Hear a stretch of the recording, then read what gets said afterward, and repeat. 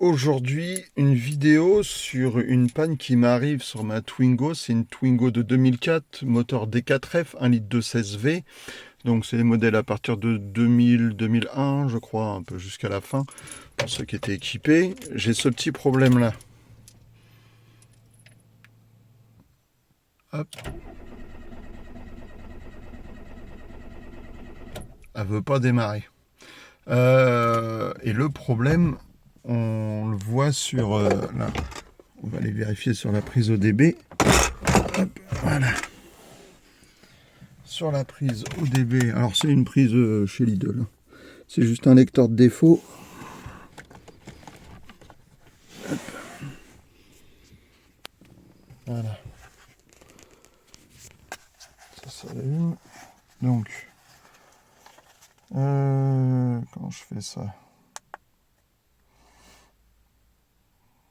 Ceux qui ont la télécommande avec le petit rond noir, je sais qu'il y a une manipulation à faire avec la télécommande ou sinon avec la clé.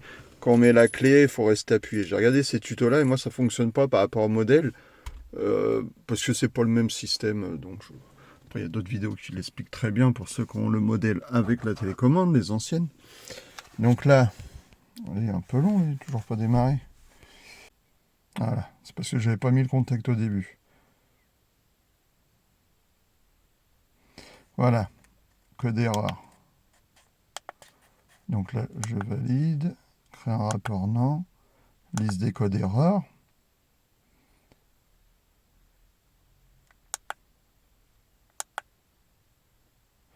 Commutateur, sélection de mode de transmission, panne du circuit.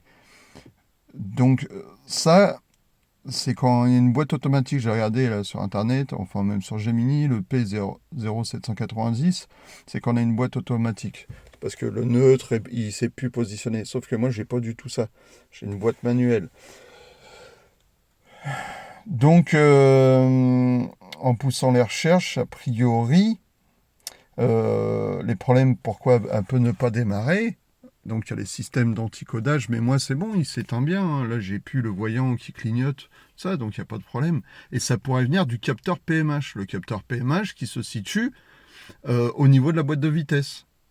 Donc peut-être que ça, la transmission, la boîte, normalement boîte automatique au niveau de la boîte, moi voilà, je me dis c'est peut-être c'est peut-être, j'en perds mes mots. J'ai retrouvé mes mots, c'est le capteur PMH. Alors le capteur PMH, il se situe entre le moteur et la boîte de vitesse. Donc pour y accéder, il va falloir d'abord démonter ça. Alors pour démonter ça, normalement, vous le savez tous, mais on va l'expliquer quand même. Il y a les deux vis qui sont là. On dévisse ça.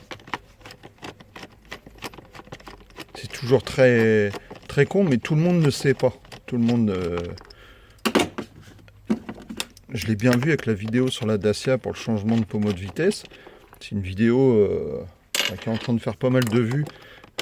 Et les gens en commentaire, je comprends bien que voilà, faut mieux expliquer. C'est pour ça, là, je fais tout en direct. Comme ça. Parce que souvent, les tutos, c'est bien, mais c'est trop vite résumé. Et au final, nous, on aime bien. Là, pour lever, il y a un petit cran derrière. Hop. Et ça enlève ce bloc-là. Mais avant d'enlever le bloc ici, il faut que j'enlève le tuyau d'admission d'air. Et le tuyau d'admission d'air, je vais essayer de prendre ça pour vous faire voir. Ici, là dans le petit trou, là, ça a un manchon comme un hameçon. Donc, il faut appuyer et puis tirer là en même temps. Je ne sais pas si ça va être évident. Et une main, voilà, on appuie et on tire. Voilà. Il est venu. Après, on l'enlève du socle là. Il y a tout qui vient. Je vais peut-être mettre une caméra à grand angle.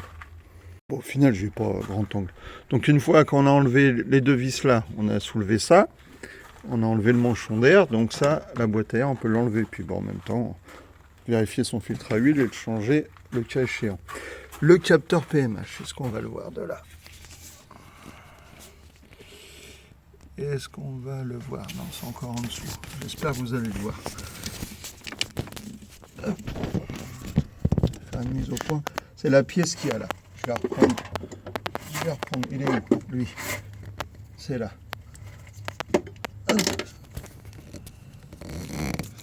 C'est ce qu'il y a ici. Voilà. C'est le truc là.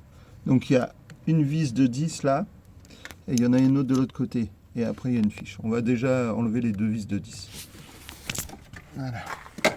Alors pour l'enlever, hein, l'outillage, ça reste minimum. Hein. Moi j'ai une petite...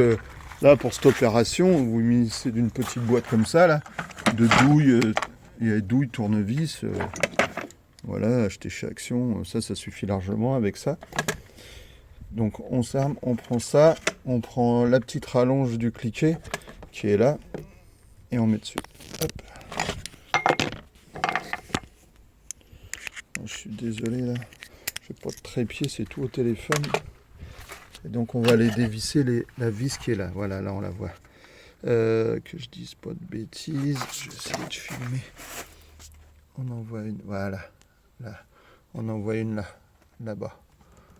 Celle-là, et puis il y en a une juste à côté. Vous dévissez cela, déjà. Là, c'est un petit cliquet avec la rallonge, mais il y a tellement peu de battements, là, tu vois, de ça, qu'il faut absolument mettre ta main là pour tenir ça et tourner ton cliquet. Voilà. Là, j'arrive à la dernière vis.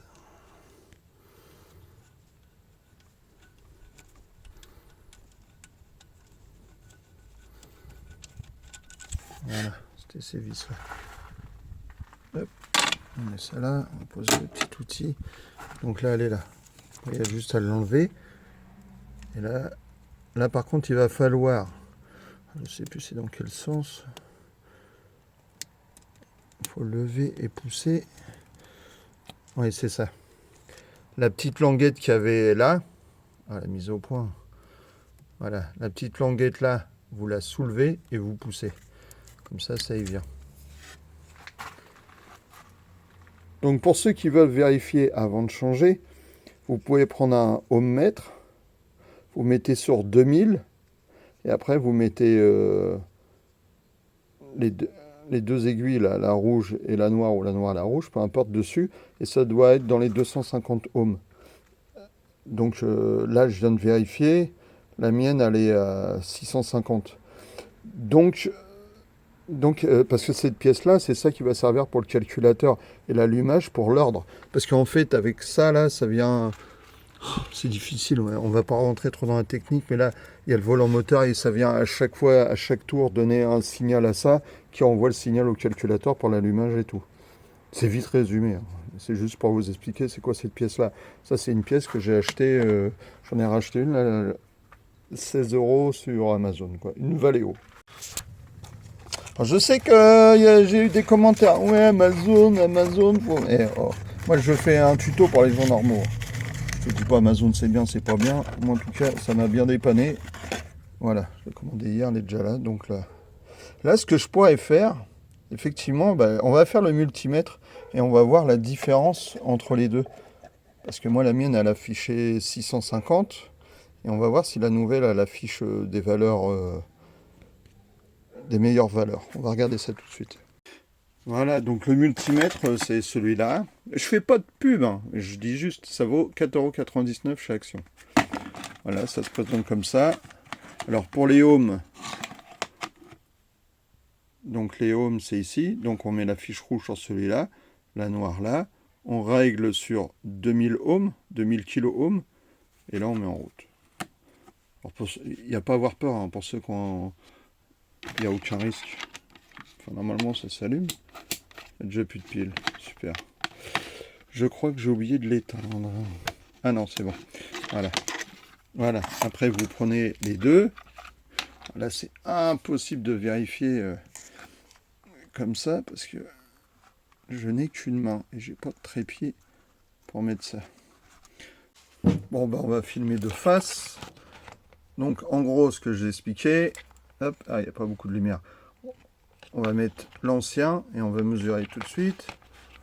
On positionne. Et j'ai 978, non 500 ohms. Voilà, à peu près. 500 kilo ohms. Et dans la nouvelle,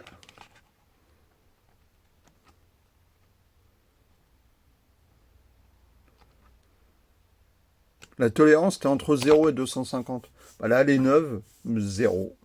Donc, bah oui, il y a une vraie différence. Allez, je peux pas te faire voir les valeurs, mais bon. En gros, c'était ça le petit test. Voilà. J'ai juste positionné ça et ça là-dessus, mais à une main, c'est impossible. T'as là. Voilà, pour utilité valeur. Moi, là, tout de suite, j'avais 0. Avec la nouvelle, à l'autre, j'avais 560. Voilà. Petit rappel au remontage. Dans la voiture, elle se positionne comme ça, ce capteur. Il se positionne comme ça en remontant les deux vis. C'est pas comme ça. Essayez, parce que sinon tu vas tirer sur le câble. Il y a juste 2 câbles, ce qu'il faut pour brancher de ce côté-là. Donc si tu vas de l'autre côté, tu vas bien voir que tu peux pas, ne force pas.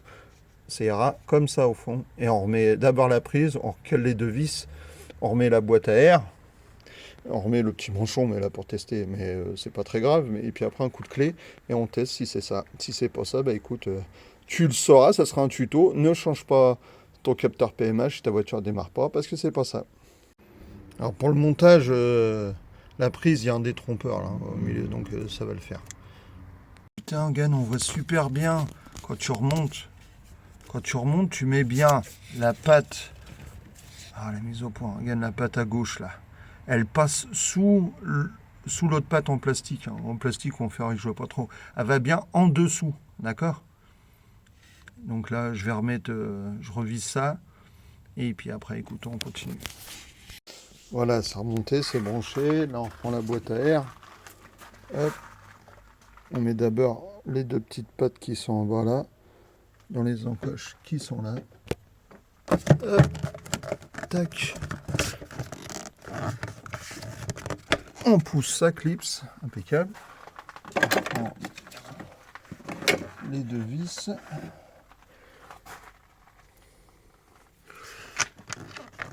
On est les là, hein, je te coupe. Hein. C'est bon, tu connais le truc. Ah, ça c'est pas la bonne. Ils sont pas mal ces petits trucs là. Il y a une empreinte là, cannelée là dessus. Du coup, on peut déjà visser à la main. Hop. Bon, après, je m'emmerde. Hein. Il y a le tournevis aussi.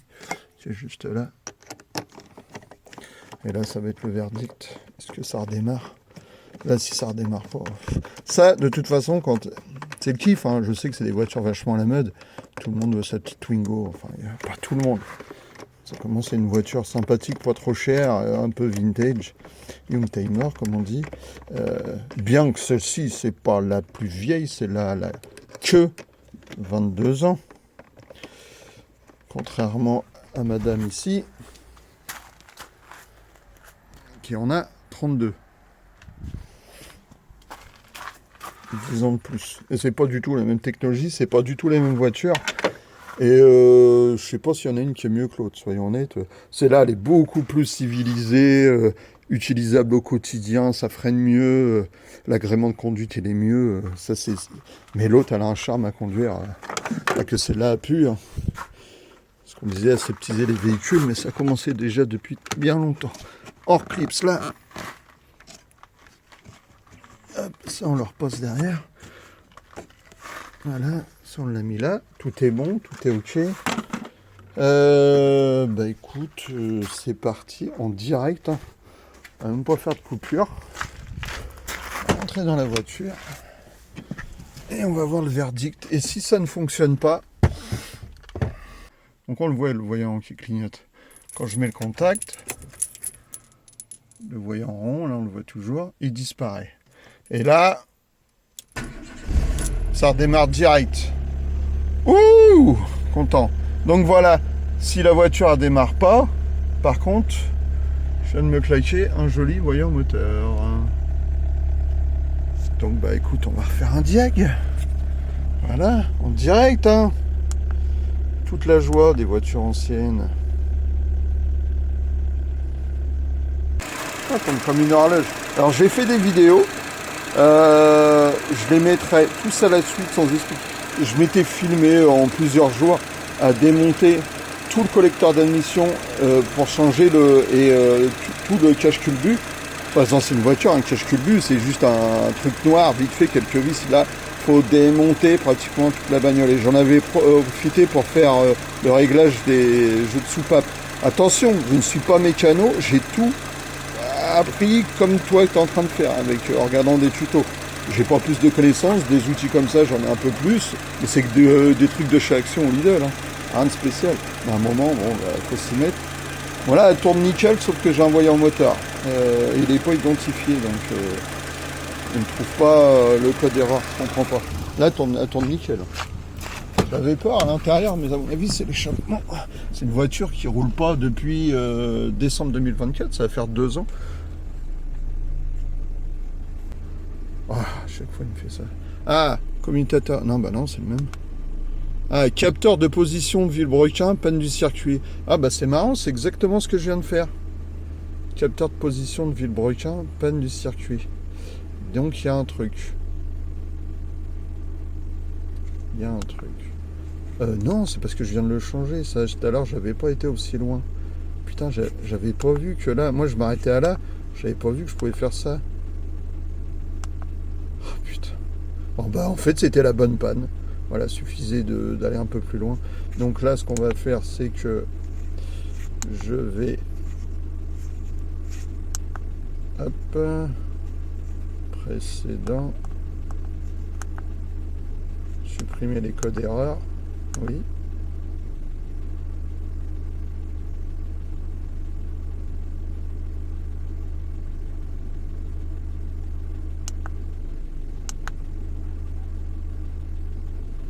Ok, je pense que c'est bon, on va couper.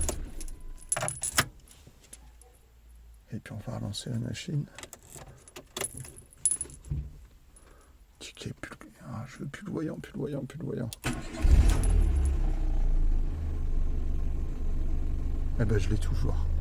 Bon bah écoute, je pense que je vais laisser comme ça. Je vais essayer de rouler un petit peu avec là dans le quartier, histoire de la faire tourner, et puis voir si ça se remet bien. Déjà voir si elle fonctionne bien, si elle n'a pas de ratés et tout ça, parce que justement elle a eu des ratés la dernière fois que je l'ai utilisée. Puis après elle n'a jamais voulu redémarrer. Voilà, bah, c'était le tuto, voilà, moyennement satisfaisant, mais au moins tu sais changer un capteur PMH, et tu sais que si tu as Twingo 1 phase 2, 3, 4 avec le D4F 1 litre de 16V, bah voilà, si ça démarre pas, il y a de grandes chances que ça soit la cause. Alors attention, moi quand je mettais le coup de démarrage, des typique de comme un anti-démarrage. Elle n'était pas là en train de galérer, je savais que c'était pas un problème de batterie, je savais que c'était pas un problème d'allumage ou de carburation. Voilà, ça pouvait être qu'autre chose. Bon, alors a priori, d'après Gemini, il y aura un capteur de marche arrière ou de point mort sur la boîte, et ça pourrait être ça. Parce que il l'a dit, hein, les trucs comme ça interprète très mal. Il y a quelque chose, mais comme lui, il sait pas trop expliquer, ce lecteur-là, il met boîte automatique, mais c'est pas ça. J'ai vérifié, le feu de recul, il fonctionne bien, donc, et je peux pas l'effacer. Donc il y a bien un autre capteur de marche arrière point mort au niveau de la pédale. Donc c'est à moi d'aller rechercher ça. Et vu qu'elle tourne pas, bah ça c'est les problèmes. Tout le monde le dit. Et, vraiment une voiture, il faut que ça fonctionne tout le temps. Quand ça reste sur place comme ça prend l'humidité, ça se détériore. Plus ça va. Là, elle a jamais autant déconné que depuis qu'elle roule plus, hein. Donc je vais regarder ça et puis ça fera peut-être l'objet d'une prochaine vidéo. Voilà. Bah, j'espère vous avoir aidé. À bientôt. Ciao.